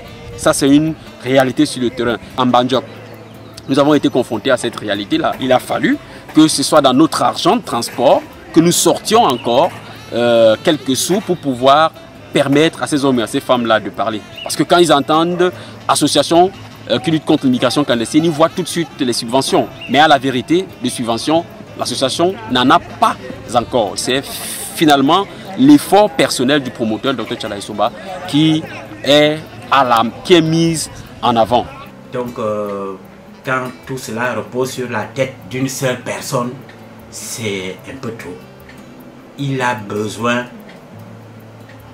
n'est-ce pas, du soutien de toutes les forces vives, que ce soit au niveau endogène ou exogène. Il en a vraiment besoin. Sur Internet, le village international des médias est visible à travers son site www.vimdv.org. Un site qui s'impose comme une vitrine dans la promotion des activités du VIM à l'échelle mondiale. Chaque jour, il y a de nouvelles personnes qui s'abonnent sur nos pages Facebook, Village international des médias, YouTube, Village international des médias. Et lorsque vous êtes abonné sur ces pages, vous allez rediriger directement sur notre site www.vimdv.org. Vous allez y trouver des éléments très intéressants. À ce jour, nous comptons plus de 31 personnes abonnées. Lorsque ces personnes visitent notre site, ils y trouvent des vidéos intéressantes et laissent des commentaires qui nous encouragent, malgré les difficultés que nous avons sur le terrain. Le rêve est donc grand, mais pour devenir une réalité, il a besoin des financements de la diaspora, des partenaires au développement aussi. Surtout, de l'expertise pour former aux différents métiers liés au village international des médias. Et au-delà de la formation, il y a aussi les équipements nécessaires pour rendre opérationnels les volets médicaux, agricoles, élevage, cinéma, formation multimédia ou encore tourisme du village international des médias. Sans oublier la prise en charge financière des équipes par unité de formation. Et voilà, Après avoir suivi ce documentaire, un documentaire frappant, un documentaire très touchant, Une lueur dans la forêt, le nom de ce documentaire que vous pouvez fouiller aussi sur Facebook, Une lueur sur YouTube, Une lueur dans la forêt, et surtout sur notre page Temple des Nations. Mais vous pouvez déjà frapper Une lueur dans la forêt. Qu'est-ce que ça veut dire? Ça veut dire que dans une forêt tropicale comme en Afrique, on peut trouver également un développement comme celui-là. Un développement qui a été implanté par un homme. Et ce n'est pas fini, nous ne sommes que dans le début. Vous avez vu la maquette, il faut des milliards d'euros pour terminer ce grand chantier. Je dis bien des milliards d'euros. Mais il y a combien d'Africains dans le monde qui vont visionner cette vidéo, mais qui ne vont pas d'abord s'abonner parce que c'est un Africain comme lui, et qui ne vont pas aussi donner parce que c'est un Africain. Lorsque nous voyons chez les chrétiens même, nous voyons les sites qui viennent par exemple du Canada, qui viennent par exemple des États-Unis, lancent des appels de fonds pour construire chez eux, là-bas aux États-Unis. Les Africains se mobilisent pour donner. C'est ce qu'on appelle vraiment la sorcellerie. Ce qui concerne un Africain, il ne parvient pas à donner. Et pourtant, excusez-moi parce que je n'avais pas à prêter mon micro. Ce qui concerne donc un Africain, il ne parvient pas à donner. Parce que c'est un Africain qui est derrière. Mais l'argent que j'ai utilisé, visionnez de nouveau cette vidéo, vous allez comprendre que j'ai déjà dépensé, comme le reportage le dit, des centaines de millions de francs CFA. Je lance un appel parce que dans ce site www.vimdv.org,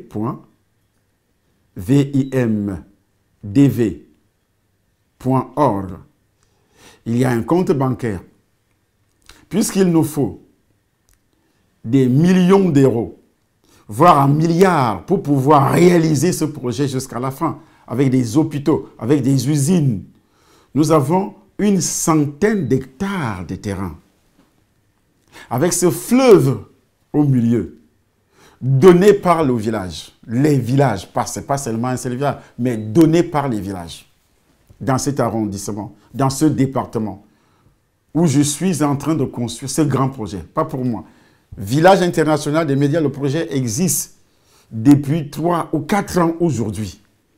Vous avez vu ce qui est dépensé pour les journalistes qui vont dans les campagnes pour interviewer les gens, pour interviewer tous ceux qui ont vécu également ce genre d'expérience, qui ont été en Libye, qui ont été au Niger, qui ont été même dans des pays asiatiques ou bien dans le Moyen-Orient, comme au Liban et autres, et qui sont revenus. Mais ils n'ont pas d'activité génératrice de revenus sur place. Et moi, j'ai eu cette pensée que si nous avons des industries, que si nous développons les coins comme ça, vous avez vu les jeunes, j'organise des matchs de football. Quand je suis au Cameroun, il n'y a pas de jeunes dans cette zone qui quittent le village pour aller même à Douala ou à Yaoundé. Ils restent tous là parce qu'ils ont ce qu'ils veulent. Ils ne bougent pas. Vous les avez vus témoigner. J'organise des championnats interquartiers. Je mets la coupe 500 000 en disant 500 000 c'est moins de 1 000 €. Mais c'est déjà beaucoup. C'est déjà beaucoup. Les vedettes de football, où sont les taux pour financer des projets comme celui-ci? J'apprends que vous financez des projets partout en Europe, partout en Afrique, mais ces projets-là, on ne les voit pas. Ce ne sont pas des projets de développement. Voici un projet de développement. Ce n'est pas parce que c'est un Africain qui est derrière ça, mais c'est tous les Africains. C'est pourquoi je voudrais que chaque Africain qui va regarder cette vidéo s'abonne d'abord sur la chaîne, Même si tu n'es pas chrétien ou tu es musulman, nous parlons des Africains, nous ne parlons plus de la religion. L'inauguration du siège de cette association et l'inauguration du siège de cette association en France, c'est le 23 décembre, samedi 23 décembre. Je dis bien samedi 23 décembre 2017. Dans cette adresse, sur cette adresse qui est 47 avenue du général Delane. Delane, ça s'écrit D-E-L-A-2-N-E. Au 95 330 Daumont. C'est juste à 18 minutes du centre de Paris. 18 minutes seulement dans ta voiture du centre de Paris. Tu es déjà arrivé. Mets seulement l'adresse sur GPS. Vous allez voir aussi l'adresse sur la vidéo. Et vous pouvez aussi nous appeler parce que ce site a été acquis par des cotisations pour développer cette activité également, pour sensibiliser la diaspora. C'est une association pour sensibiliser aussi la diaspora au vu de ce qui se passe, afin de ne pas encourager nos frères qui sont restés en Afrique à venir, à les maintenir sur place. Et pour encourager aussi la diaspora à développer, à amener l'industrie. Pour encourager aussi la diaspora, enseigner la diaspora que nous devons rester unis. La diaspora africaine, unie dans un même esprit, une même vision, développer notre continent. Je ne suis pas ivoirien, mais je suis ivoirien de sang. Je ne suis pas congolais de sang. Je ne suis pas parce que le sang qui circule dans mes veines n'est pas rouge, n'est pas vert, n'est pas bleu. Il est rouge. Et je suis africain. Même si l'Afrique blanche dit aujourd'hui qu'ils ne sont pas africains, mais vous êtes africains. Alors, j'appelle tous les Africains et aussi tous les Occidentaux qui vont visionner cette vidéo, qui aiment l'Afrique, qui n'est pas raciste, à aider cette association à accomplir cette vision. Et rien que le loyer du bâtiment, là où nous sommes, on va tourner les documentaires. On a déjà acheté toute une chaîne de télévision qui est à la maison, ici. Les caméras que nous utilisons pour vous parler sont les caméras de cette chaîne de télévision. Pour tourner les documentaires, on a besoin des têtes pensantes. On a besoin des mains pour travailler dans cette association. Soyez membre de cette association, que vous soyez musulman, bouddhiste ou n'importe qui. Soyez membre de cette association. S'abonner déjà. D'abord, vous nous écrivez tout simplement Village Inter. Ça, c'est l'email de l'association. Village Inter des médias @gmail.com. On va mettre ça aussi sur la vidéo. Vous nous écrivez, vous dites tout simplement, je veux financer à hauteur peut-être de 10 € par mois, 5 € par mois. Tu entres dans le site si tu fais le virement. Chaque mois, tu fais le virement. 100 € par mois, ça ne te coûte absolument rien. Il y a ceux qui ont des millions d'euros, des centaines de milliers d'euros, 10 000 €. Tu peux envoyer 1 000 €, tu peux envoyer 500 €. Il nous faut des centaines, voire des centaines de millions d'euros pour réaliser ce genre de projet. Le projet est grand. Ça ne sera pas seulement au Cameroun. Nous avons déjà 2 journalistes qui travaillent avec nous en Côte d'Ivoire. Au Congo, il y a des journalistes qui travaillent avec nous dans le même réseau. Dans le même réseau. Et partout en Afrique. Que tu sois angolais, que tu sois congolais, que tu sois congolais de Brazzaville, Kinshasa, que tu sois ivoirien, béninois, que tu sois Afrique du Nord, Afrique du Sud, Afrique ceci, tu n'es même pas africain. Mais tu aimes aider. Voici une occasion.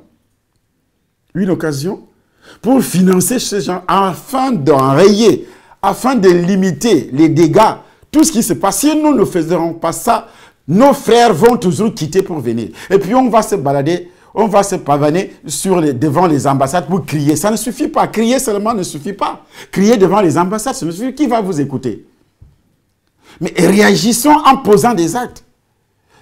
et rester unis en disant on va faire. Mais la jalousie, puisque c'est elle, je ne peux pas faire. Puisque c'est elle, je ne peux pas donner, je ne peux pas faire, je ne peux pas faire. Voilà ce qui détruit l'Afrique.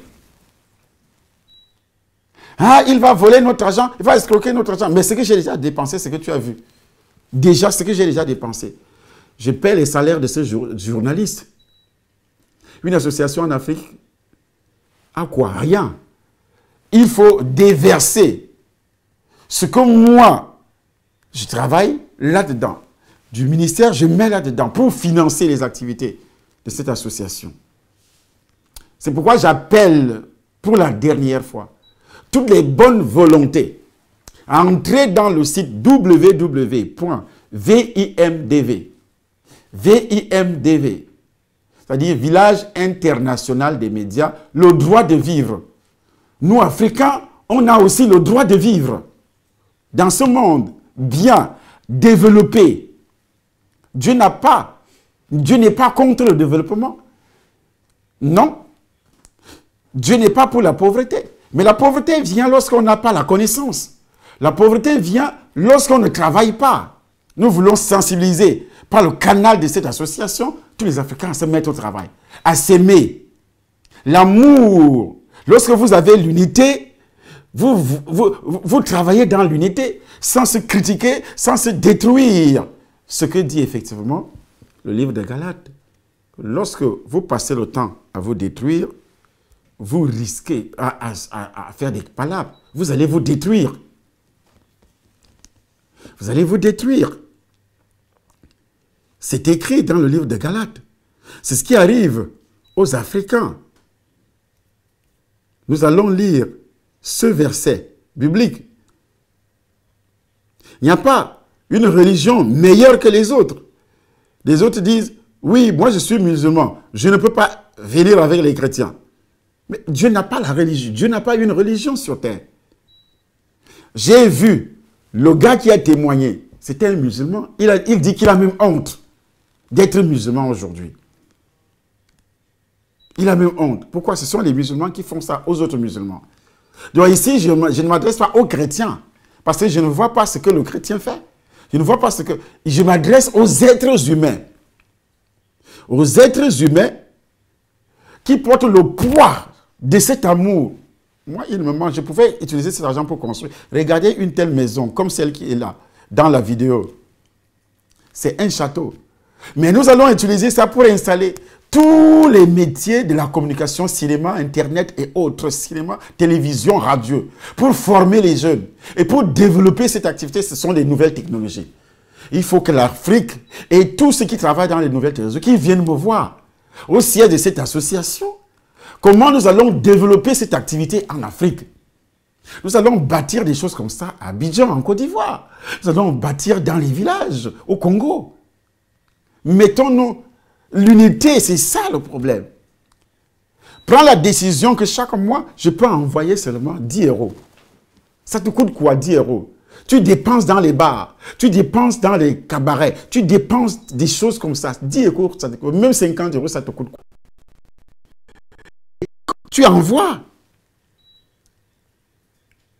Qu'est-ce que la Bible dit? Ne cherchons pas une vaine gloire en nous provoquant les uns les autres, en nous portant envie les uns les autres. Ne cherchons pas une vaine gloire en nous provoquant, en s'insultant, en se critiquant, pour salir les autres. Non. Parce que la vidéo, tu vas d'abord voir les commentaires de quelques-uns. Tout ça, c'est la jalousie. Moi, j'ai fait ça pas parce que je cherche quelque chose. L'argent que j'ai dépensé, ceux qui disent, oui, c'est des escrocs. L'argent que j'ai dépensé, sur ça seulement, que l'on dépense pour payer les salaires. Eux-mêmes sont en train de parler, les journalistes que vous avez vus là. C'est moi qui les paye. Les radios que vous avez vues, télévision, tout ce qui fonctionne pour la sensibilisation, demandant aux Africains de rester tranquilles. Nous voulons couvrir toute l'Afrique. Nous voulons couvrir. Parler à nos frères, par les réseaux, venez se joindre à nous. le 22, avant le 22, entre dans le site à partir de cette nuit même. Dès que tu finis de voir, tu entres dans le site www. Tu dis, je vais faire mon transfert. En Europe, aux États-Unis, tout le monde a un compte bancaire. Si tu vois que tu n'as pas de compte bancaire, tu dis, j'envoie ça par Western Union. Envoyez-moi le nom du président, du trésorier, par Western Union, ou bien par n'importe quel système. Nous voulons que, à partir du mois de février, que ce projet démarre encore, parce qu'il a été stoppé, parce qu'il était malade. Démarre encore. Nous voulons que février, là, ça démarre. Avec ce que toi, tu vas donner. Avec ce que les vedettes de football, envoyez la vidéo, envoyez, copiez la vidéo, envoyez à tous les vedettes dans leur site, envoyez.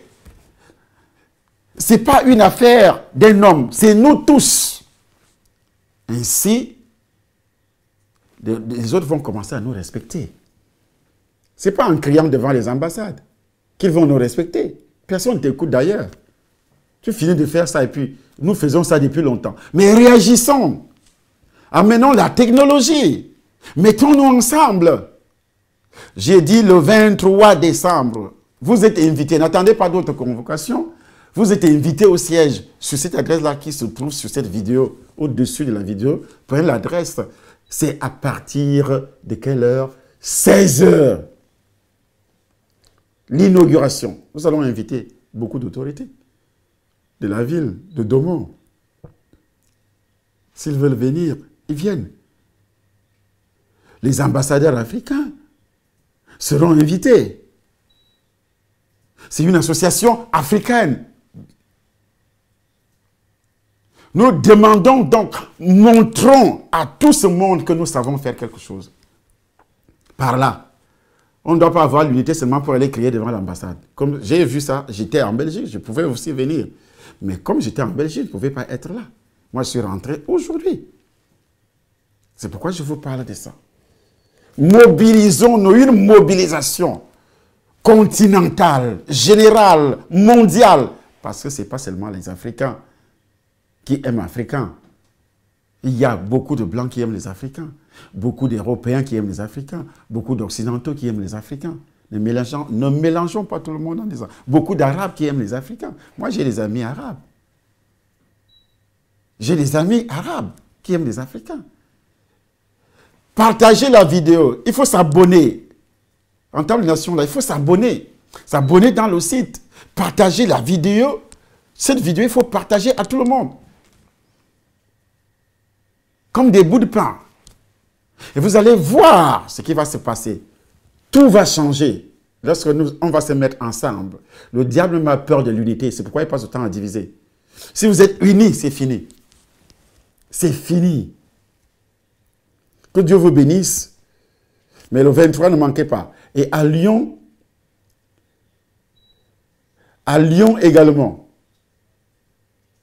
vous ne devez pas, nous vous donnons l'adresse du siège aussi à Lyon. Et ça démarre avant le 3 décembre. Mais ça démarre là-bas. Pendant 3 jours. Mais samedi le 2 à Lyon. Samedi le 2 à Lyon. Pour ceux qui sont à Lyon, samedi le 2. On doit se retrouver dans cette salle. Où ça? Ici, je vous donne déjà l'adresse de cette salle à Lyon. Voici où vous allez venir à Lyon. À partir, adresse 24 avenue Johannes Massette, au 69009, centre d'activité Georges Deloup, bâtiment Les Passerelles. Vous pouvez également appeler au 0033 64 39 0033 6 43 98 92 24. Vous allez voir les mêmes adresses sur les vidéos. Vidéo Temple des Nations. YouTube Temple des Nations. Entrez là-dedans. Vous allez voir plusieurs vidéos. Ça sera un séminaire de 3 jours. Mais le samedi, ça sera l'inauguration. Aussi de ces sièges. Mais un séminaire spécial en ce qui concerne Lyon, à partir du 1er, le 2 et le 3. Décembre. Mais le 23, c'est l'inauguration du siège de notre association. Ceux de Paris, ceux de et ses environs. Mais à Lyon, la ville de Lyon et ses environs, même si tu es en Suisse, viens à partir du 1er jusqu'au 3. On sera à Lyon du 1er jusqu'au 3. Décembre 2017. Voilà, que la grâce de Dieu soit sur vous tous au nom puissant du Seigneur Jésus-Christ. Amen.